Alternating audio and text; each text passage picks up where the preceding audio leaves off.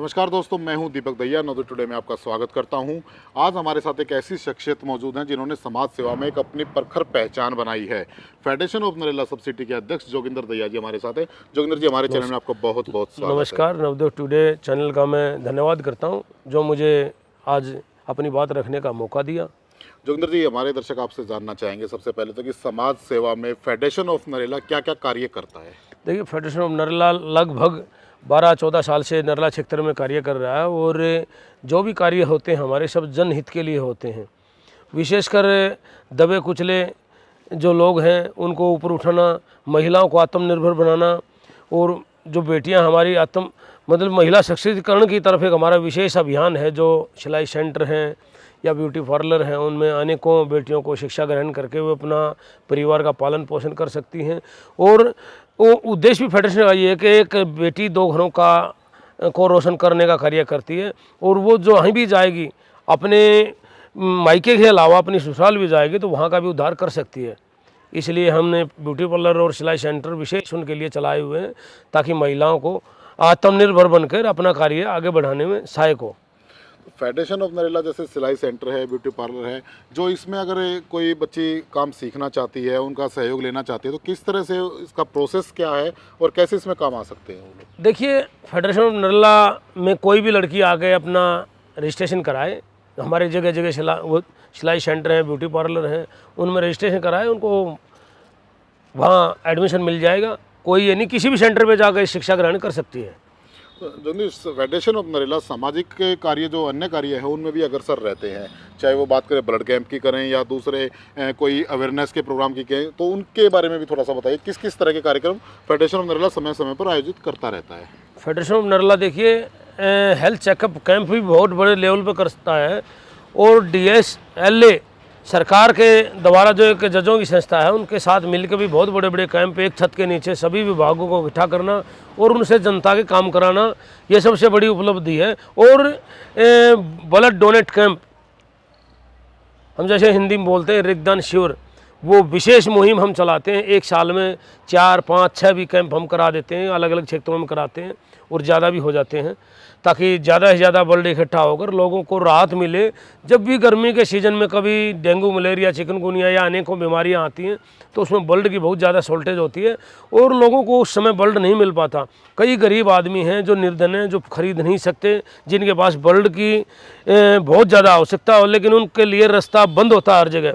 वहाँ federation of Narela कहीं ना कहीं एक ऐसा वो लेके आती है कि ताकि उनको ईजी ही ब्लड उपलब्ध हो जाए। ताकि हम टाई अप रखते हैं ब्लड बैंक से, कोई भी गरीब आदमी होगा हम उसको फ्री ऑफ कॉस्ट ब्लड दिलाने का कार्य करते हैं। और कई बार मैंने देखने में आया, कोई सीरियस एक्सीडेंट है या कोई बीमारी है, कैंसर टाइप इस टाइप कोई है जिनकी डायलिसिस होती हो, तो उनको अक्सर ब्लड की ज़रूरत होती है और वहाँ भी फेडरेशन ऑफ नरेला निःशुल्क उनको ब्लड दिलाती है। जो खरीदने के मतलब कैपेसिटी नहीं रखते, उसको विशेष तौर पर वहाँ से राहत फेडरेशन देती है। फेडरेशन ऑफ नरेला ने अभी हाल ही में भी एक रक्तदान शिविर का आयोजन किया है जिसमें लगभग 300-350 के आसपास यूनिट्स उसमें आई हैं। तो उस रक्तदान शिविर के बारे में बताइए, किस तरह से आयोजन किया गया, क्या क्या खास विशेषताएं उसकी रही और कैसा लोगों का उत्साह देखने को मिला उसमें। देखिए, रक्तदान शिविर के लिए अब हम कोई ज़्यादा एडवर्टाइजमेंट नहीं करते, हमारा सोशल मीडिया ही सारा है और आप मीडिया के साथ ही सारा हो। क्योंकि जब भी हम करते हैं तो उनको मैसेज द्वारा सूचित करते हैं, व्हाट्सएप द्वारा सूचित करते हैं। अब वो विशेष खर्चा हम कोई नहीं करते, जैसे होर्डिंग पर लगना, ये लगना, अब वो सब खत्म कर दिए।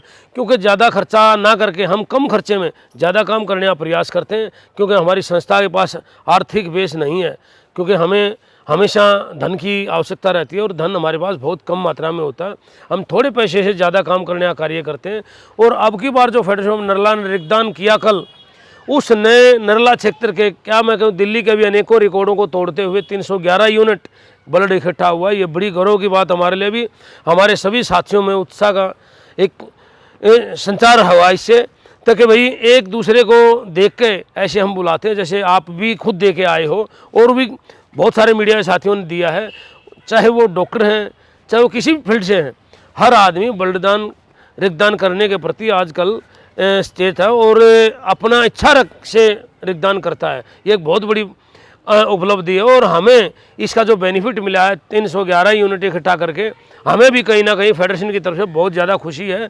और सभी साथी इसका बारे में मंथन भी करते हैं, भाई हमने क्या विशेष किया क्या नहीं किया, लेकिन अब की बार जो कार्य किया वो बिल्कुल सराहनीय है। और मैं सभी साथियों को और अपने मीडिया बंधुओं को सभी को धन्यवाद करता हूँ जो इतनी बड़ी मात्रा में रिक्तदान इकट्ठा हुआ। ये हमारे लिए तो गौरव की बात है, क्योंकि अनेकों इतिहासों को बदलते हुए, अनेकों अपने रिकॉर्डों को तोड़ते हुए इतना रिक्तदान हुआ है। ये बड़े साहस की बात है और सभी साथियों में बार बार इसलिए धन्यवाद करता हूँ, आभार व्यक्त करता हूँ, उन्होंने मेरा साथ देकर इस मुहिम तक पहुँचाया। जोगिंदर जी, फेडरेशन ऑफ नरेला जो रक्तदान शिविर का आयोजन करता है, ये बिना किसी प्रेरणा के नहीं हो सकता। इस तरह की एक मन में एक अनुभूति उठना, एक प्रेरणा मिलना, तो कहाँ से आपको ये प्रेरणा मिली, क्या स्रोत है इस प्रेरणा का? देखिए, बहुत समय पहले की, कम से कम 13-14 साल पहले की बात है, एक रिक्शा वाले की बेटी का एक्सीडेंट हो गया था और वो बहुत ही गरीब आदमी था। उसको ब्लड कहीं नहीं उपलब्ध हो पाया था, पैसे की डिमांड थी, कहीं भी जाता तो पैसे ही मांगते हैं। उसने मेरे पास किसी के माध्यम में संपर्क करा तो मैंने उसको 8 से 10 बंदे उपलब्ध कराए थे, 10 यूनिट उसको लगी थी। और वो आदमी आज भी एहसान बंद है, जब भी मुझे मिलता है तो दूर से ही झुक जाता है। लेकिन मुझे भी कहीं ना कहीं खुशी है कि मैंने एक बेटी की जान बचाई। बेटी बचाओ बेटी पढ़ाओ अभियान जो सरकार का है, हमारा मिशन भी उससे मिलता जुलता है। हम भी यही चाहते हैं कहीं ना कहीं बेटियों के साथ साथ आम आदमी को भी इसकी आवश्यकता हो तो वो पूरी हो जाए। जोगिंदर जी, फेडरेशन ऑफ नरेला एक पूरी तरह से गैर राजनीतिक संगठन है, तो किस तरह की दिक्कतें काम करने में आती हैं और आपको लगता है कि क्या किसी राजनीतिक दल का या किसी नेता का समर्थन लेते तो शायद कुछ और प्रगति कर पाते या लोगों की मदद करने में और मिल पाती आपको? हाँ बिल्कुल, कहीं ना कहीं देखो, अनेकों बार हम उपेक्षा का शिकार होते हैं, कहीं ना कहीं किसी न किसी पार्टी के भी टारगेट पे रहते हैं, क्योंकि अपना उद्देश्य होता है जन समस्याओं को उठाना।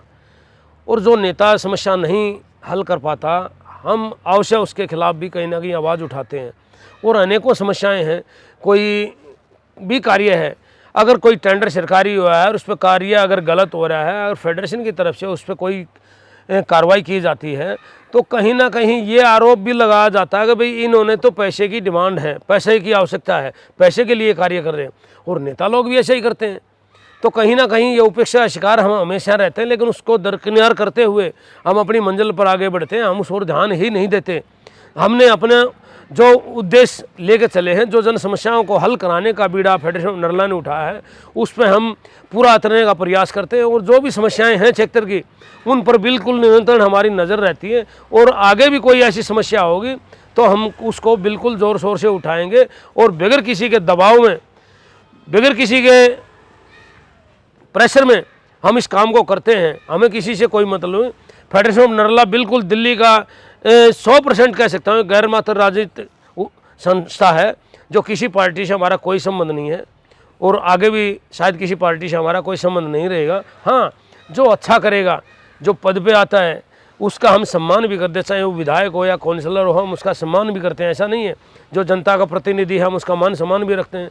लेकिन कहीं अगर हमें गलत लगता है तो हम उसका विरोध करने में भी सबसे आगे रहते हैं। एक पुरानी कहावत आती है कि भूखे पेट भजन न होए गोपाला, ये पकड़ अपनी कंठी ये पकड़ माला।